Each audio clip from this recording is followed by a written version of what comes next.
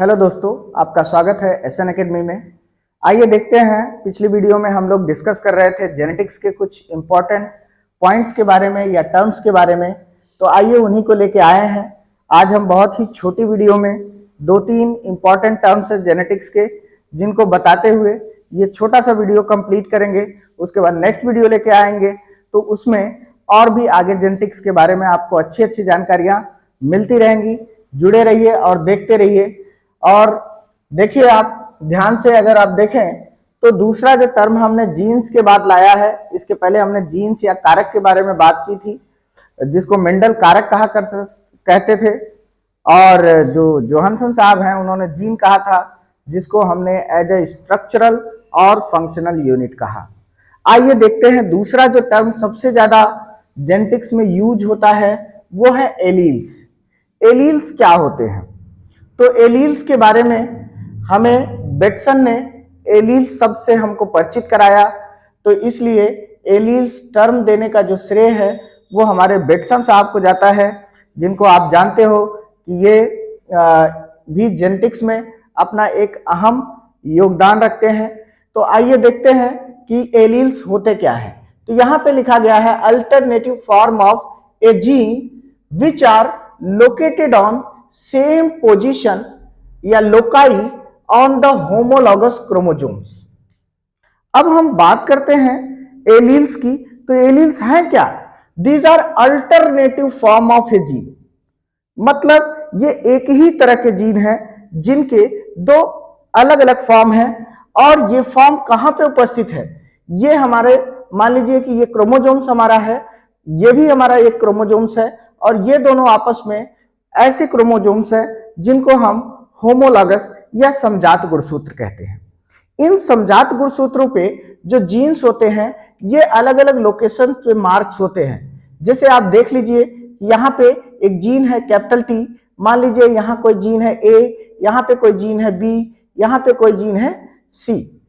अगर इसके जस्ट बगल वाले, यानी कि जो इसी के जैसा सेम कैरेक्टर रखने वाला जो गुणसूत्र है, जिसको हम समजात गुणसूत्र या होमोलॉगस क्रोमोसोम्स कहते हैं, इसके जो सेम लोकेशन पे, यानी जिस लोकेशन पे ये है उसी लोकेशन पे, उसी पोजीशन पे जो जीन है, इन्हीं को हम आपस में क्या कहते हैं? एलील कह देते हैं। अगर हम देखें तो कैपिटल टी आपस में एलील है। अगर यहाँ पे कैपिटल ए है, यहां भी अगर कैपिटल ए है तो कैपिटल ए और कैपिटल ए भी आपस में एलील्स हो जाएंगे। इसी प्रकार से यहाँ पे अगर कैपिटल बी है तो यहाँ भी अगर कैपिटल बी है तो ये भी उसका एलील हो जाएगा। हम दूसरे जोड़े को देखते हैं कि यहाँ पे आप देखिए कि कैपिटल टी ना होके कैपिटल टी और स्मॉल टी है। यहाँ पे जीन जो है वो एक ही टाइप के हैं, एक ही जैसे लक्षणों को वहन करने वाले हैं। और यहाँ पे सेम लोकस क्या होता है? थोड़ा सा लोकस के बारे में आप जान लीजिए कि लोकस वह स्थान होता है जहां पे कोई जीन उपस्थित होता है। ये एक हिसाब से हमारा, जैसे किसी का आप कहीं भी रहते हैं तो आपका अपना एक लोकेशन होता होगा, एक स्थान होता होगा जहां पे आप उपस्थित होते हैं उस टाइम पे। जैसे हम मोबाइल पे जब लोकेशन ऑन करते हैं तो हम जिस स्थान पे होते हैं ठीक उसी का एल्टीट्यूड आपको प्राप्त होता है। तो इसी प्रकार से जीन्स जिस लोकेशन पे होते हैं उसको हम लोकाई बोलते हैं, या लोकेशन बोलते हैं, या लोकस बोलते हैं। लोकस जो होता है वो सिंगुलर है, जबकि लोकाई जो है ये प्लूरल अर्थात कि बहुवचन है। अगर हम देखें तो अगर कैपिटल टी इस पर है और इस पर स्मॉल टी है तो ये दोनों भी सेम लोकस पे ही कहे जाएंगे, इसलिए ये दोनों भी आपस में एलील्स कहे जाएंगे। तो आज के बाद आपको बिल्कुल कंफ्यूज नहीं होना है, सिर्फ आपको यह ध्यान देना है कि अगर दोनों गुणसूत्र क्या है? होमोलॉगस हैं। अगर दोनों गुणसूत्र आपस में होमोलॉगस हैं तो इनके सेम लोकेशन पे जो भी जीन्स अवेलेबल हैं उन्हीं को हम सीधे सीधे आपस में एलील्स कह सकते हैं। जैसे यहाँ कैपिटल टी है, इसी प्रकार से यहाँ कैपिटल टी स्मॉल टी है, और यहाँ पे स्मॉल टी है। तो ये सभी आपस में, ये जो जोड़े हैं एलील जो होते हैं, ये जोड़े में पाए जाते हैं। क्योंकि आप जानते हो कि हमारे अंदर हम एक ऐसे प्राणी हैं जिनको द्विगुण प्राणी कहा जाता है, यानी कि हम डिप्लॉयड ऑर्गेनिज्म है। और डिप्लॉयड ऑर्गेनिज्म में किसी भी लक्षण के दो जीन्स अवेलेबल होते हैं जो कि दोनों होमोलॉगस क्रोमोसोम्स पे होते हैं, जिसमें से एक हमको अपने माता से और दूसरा हमको अपने पिता से प्राप्त होता है। यानी कि लैंगिक जनन करने वाले जो प्राणी हैं उनमें दोनों जनकों से एक लक्षण के एक एक एलील प्राप्त होते हैं। ठीक इसी प्रकार से आप देखिए, अगर हम ऑर्गेनिज्म को हैप्लॉइड या अगुणित कहते हैं, अगर कोई जीव है या कोई भी सेल है, अगर हम उसको हैप्लॉइड कह रहे हैं, इसका मतलब है कि इन दोनों सेटों में से उसके पास केवल single set of allele are present, only single set of allele are present, then we have called that organism और दैट सेल आर हैप्लॉइड। अगर कोई जीव है उसके अंदर सभी कोशिकाएं क्या हैं? अगुणित हैं, यानी कि सभी एलील्स की सिर्फ सिंगल कॉपी है, तो हम उसको हैप्लॉइड कह सकते हैं या इसको हम यन से रिप्रेजेंट कर सकते हैं। दूसरी बात अगर हम कहें कि जैसे हम लोग हैं तो हम लोग डिप्लॉयड ऑर्गेनिज्म हैं। हम लोग कैसे ऑर्गेनिज्म हैं? डिप्लॉयड ऑर्गेनिज्म हैं। तो डिप्लॉयड ऑर्गेनिज्म में किसी भी एलील के कितने सेट हम प्राप्त होते हैं? 2 सेट होते हैं। किसी भी एलील के कितने जोड़े होते हैं? कितने नंबर्स होते हैं? 2 नंबर होते हैं, यानी कि 2 sets of alleles is present in diploid organism. यानी जो द्विगुणित जीव हैं इनमें किसी भी एलील की कितनी कॉपियां होंगी? 2 कॉपियां उपस्थित होंगी, जो एक माता से प्राप्त होती है तो दूसरी हमें पिता से प्राप्त होती है। अगर हम देखें इसी तरीके से, अगर कोई भी प्राणी या कोई भी सेल कैसी हो? त्रिगुणित हो। क्या आप जानते हैं कि त्रिगुणित सेल कहां पाई जाती है? यदि आपको पता है तो कमेंट बॉक्स में आप जरूर लिखें।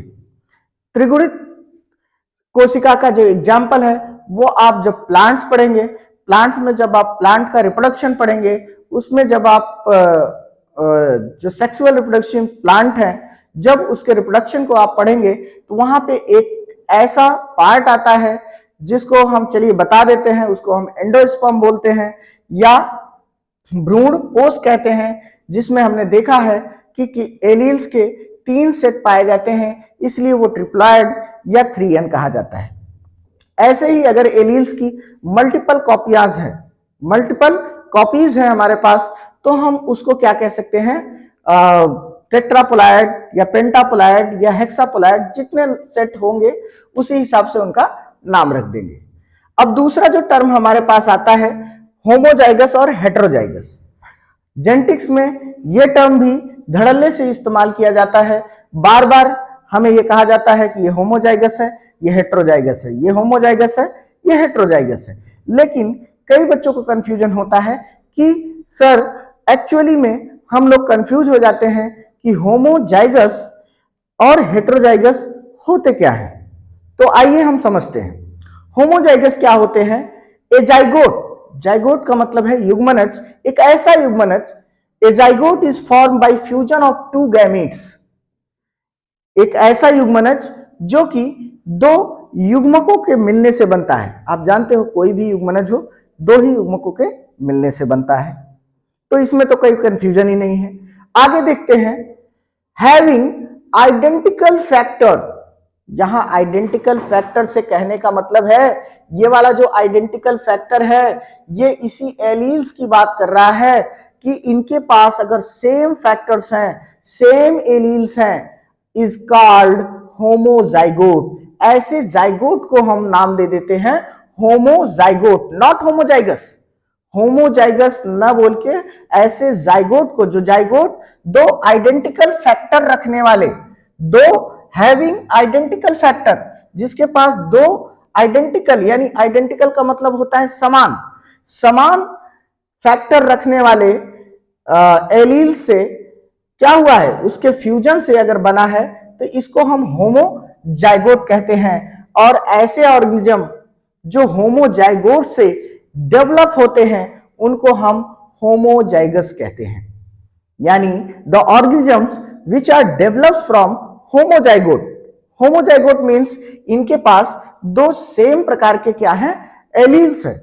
इनके पास 2 सेम प्रकार के एलील्स है जिनके फ्यूजन से ये जाइगोट बना है, और ऐसे जाइगोट से बने ऑर्गेनिज्म को हम होमोजाइगस कहते हैं। फॉर एग्जांपल्स, आपने कैपिटल टी देखा होगा, कैपिटल आर देखा होगा, स्मॉल टी देखा होगा, या बहुत से ऐसे जीन्स हैं जिनमें आप देखते हो कि ये सिमिलर होते हैं। अगर ये कैपिटल है तो ये भी कैपिटल है, ये स्मॉल है तो ये भी स्मॉल है। तो कैपिटल साथ में हो या स्मॉल साथ में हो तो हम इनको होमोजाइगस ऑर्गेनिज्म कह देते हैं। यानी कि ऐसे ऑर्गेनिज्म जिनके जो बने हुए हैं किससे, कि दो समान प्रकार के एलीलों के फ्यूजन से बने हुए हैं, उनसे बने जाइगोट से निर्मित हुए हैं, तो उनको हम क्या बोलते हैं, होमोजाइगस बोलते हैं। एज इट इज अगर हम हेटेरोजाइगस की बात करें तो आप देख सकते हो a zygote is form by fusion of different type of gamete. Different type of gamete, इसका मतलब है कि ये जो गैमीट बना हुआ है इसमें दो अलग अलग प्रकार के एलील्स पाए जा रहे हैं, या कह रहा है two different type of gamete which carrying different allele और फैक्टर। यहां पे नोट करने वाली बात है कि यहां पे डिफरेंट एलील्स या फैक्टर को के फ्यूजन से जो जाइगोट बना है उसको बोलते हैं हेट्रोजाइगोट। क्या बोलते हैं, हेट्रोजाइगोट। और हेट्रोजाइगोट रखने वाला जो इंडिविजुअल है, जो प्राणी है, उसी को हम हेट्रोजाइगस बोल देते हैं, उसी को हम हेट्रोजाइगस बोल देते हैं। अब देखिए यहां पे कैपिटल टी, यहां पे स्मॉल टी, यहां पे कैपिटल आर, तो यहां पे स्मॉल आर। देखिए यहां पे जो एलील्स है ये सेम लक्षण वाले हैं। अगर ये लंबाई के लक्षण को रख रहा है तो ये भी लंबाई के लक्षण को ही रख रहा है, बशर्ते ये जो है डोमिनेंट एलील है।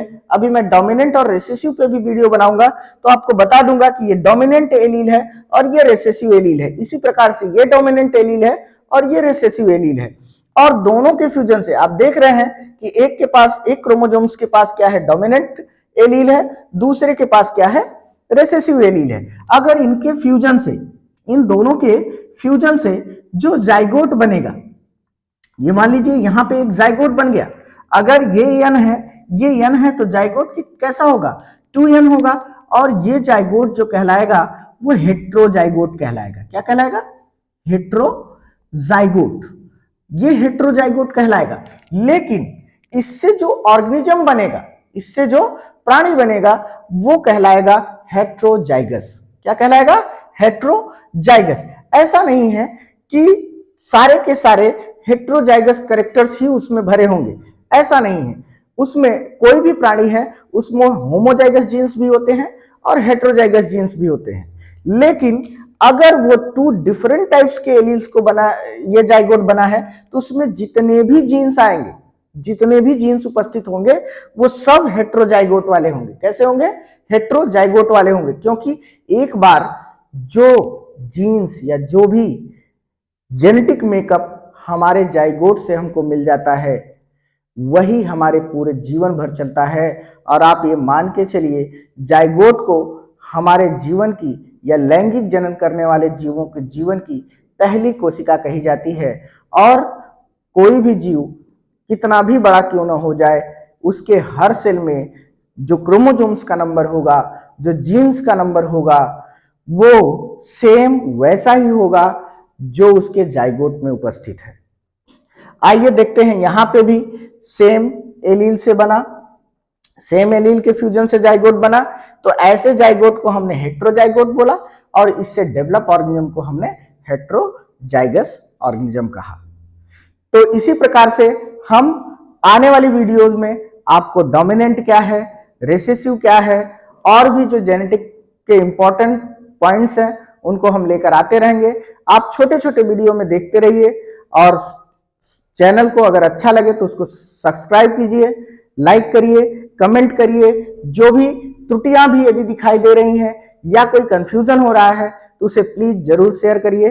धन्यवाद, जय हिंद।